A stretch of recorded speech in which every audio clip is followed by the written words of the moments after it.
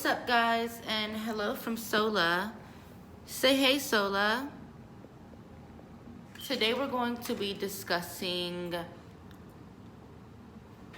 spiritual servitors. And I know I already have a video on my page about spiritual servitors, but I did want to do an updated version while also showing you guys an example of what it looks like when you create your own spiritual servitor and go about executing it. Now, it is a form of sigil magic, and sigil magic is a form of chaos magic. Chaos magic is nothing but executing and performing ritual or magic spells using your subconscious mind. You can do it through verbiage, meaning your words. You can do it through symbols. There's different forms of chaos magic. My favorite form of chaos magic would be through symbols. I love creating symbols to induce magical currents. Sorry about that. So, as I was stating before, a servitor is pretty much nothing but a magical or a spiritual entity created by an occultist or a practitioner, being me or you, to do a particular bidding. Now, whatever that bidding is, be it good or bad, it really doesn't matter. It can be personal, it can be impersonal. It really doesn't matter. Whatever you wire or charge that entity to do, it'll do. Now, it is a reflection or a direct,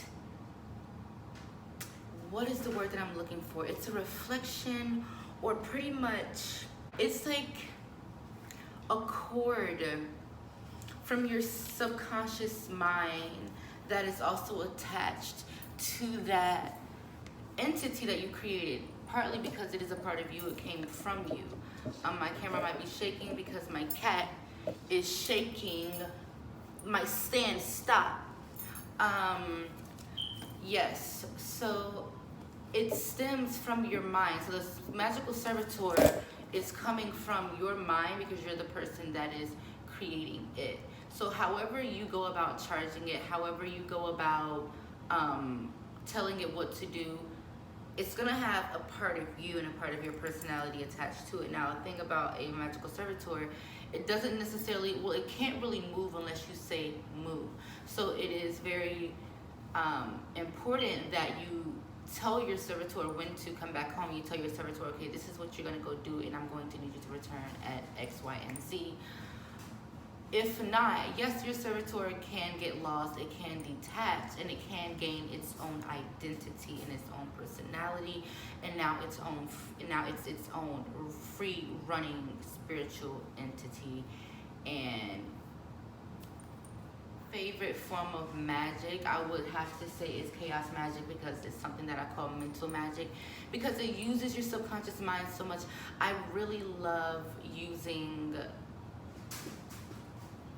sounds and, like I said, symbols and things like subliminals to cast spells. I can say, okay, before I leave the house, I will see 5 blue cars within the next 10 minutes. And I will leave the house and see 5 blue cars within the next 10 minutes, because I already set that thought in my subconscious into the universe, giving it time to execute. I spoke it. It's like the law of attraction. It's like, it's so weird to explain. I'm gonna show you a servitor that I created, and if you'd like to use it, definitely feel free. Created this servitor. So if you guys know me, you know that I deal a little bit with sleep paralysis.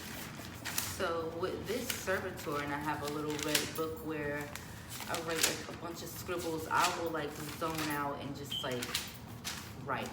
And that's what I did with this servitor. So this is what it looks like. It's symbols. You see that? And these, it's just some notes I wrote on it and things like that. The name of this servitor is called Paralysia del Sono. an entity of sleep paralysis. So this particular entity that I created was created to cause sleep paralysis, to inflict sleep paralysis on another person. This is the symbol.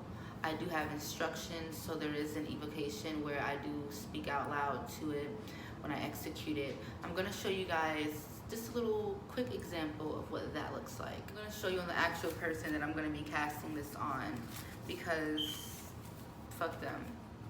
I don't care. Okay, so we're out here. I am going to move my curtains over. So do you guys see this name? There's a name right here. I'm gonna move this here. This person really fucked me over. So I put their name out here earlier this week because I've really been thinking about this hard. Really curating and charging and just giving life to this sigil.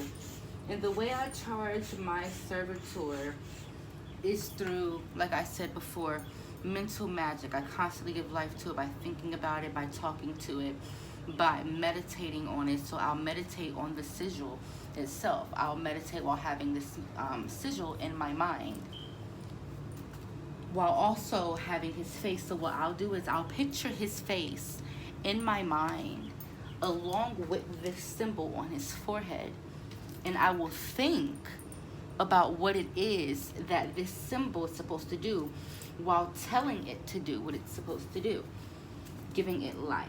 So I'm gonna write his name out while drawing this sigil on top of it.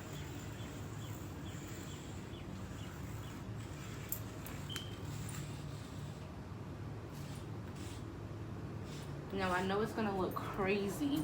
You can't really tell what anything is. That's fine. It's not a project for school or anything. It's magic, and it's not supposed to be pretty. We're fucking someone up, and this isn't gonna harm him or anything. This is simply just fucking with him in his sleep. So I'm not gonna execute this yet. I just wanted you guys to see me drawing and this is how I choose to do my servitor, how I choose to execute this particular servitor, by drawing his name out here, doing the mental magic while also writing the servitor. I'm going to put a black candle on top of this tonight with his name and the sigil of the servitor placed on the candle as well, and I'm going to let that go.